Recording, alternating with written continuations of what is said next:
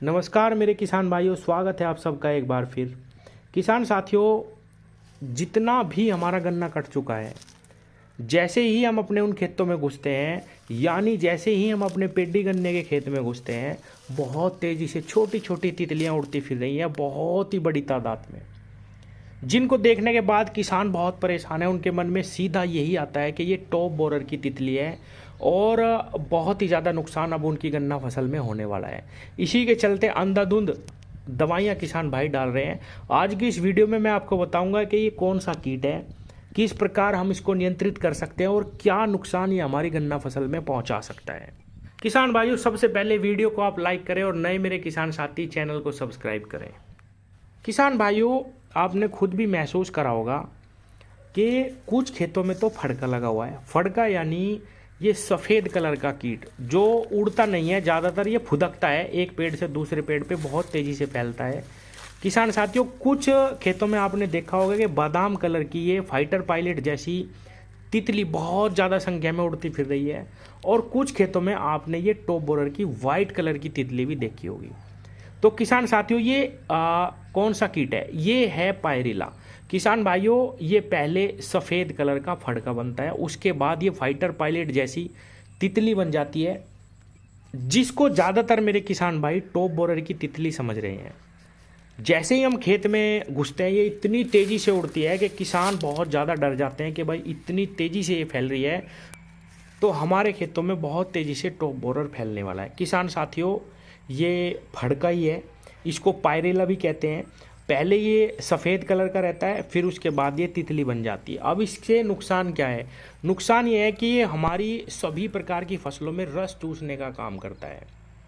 हमारी अगर गन्ना पेडी है, उसमें पौधे निकले हुए हैं, उनका ये रस चूसेगा, हमारी फसल जो है वो रुक जाएगी, पीली पड़ जाएगी, उसकी ग्रोथ कम हो जाएगी।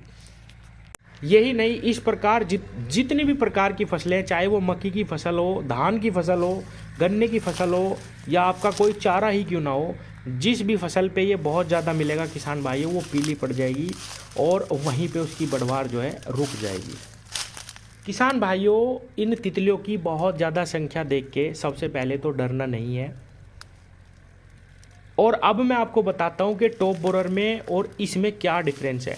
किसान साथियों, टॉप बोरर की स्थिति में आपको पता है कि उसमें सुंडी बन जाती है और ऊपर से हमारे जो पौधे हैं उनको बिल्कुल क्षतिग्रस्त कर देती है, बढ़वार रुक जाती है।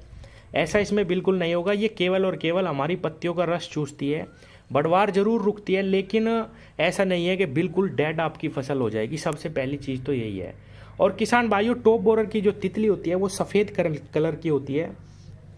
इसकी जो ये तितली उड़ रही है ये ज़्यादातर बादामी कलर की है, इसलिए बहुत ज़्यादा घबराने की आवश्यकता नहीं है। और एक निश्चित समय अंतराल के बाद ये खुद भी स्वतः भी समाप्त हो जाते हैं। लेकिन अगर बहुत ही ज़्यादा परेशानी में आप अपने खेत को देख रहे हैं और आपको लग रहा है कि आपके खेत की जो हरियाली है वो कम होती जा रही है, तो आप किसी भी एक सस्ते कीटनाशक का इस्तेमाल करके भी इस पायरिला को समाप्त कर सकते हैं।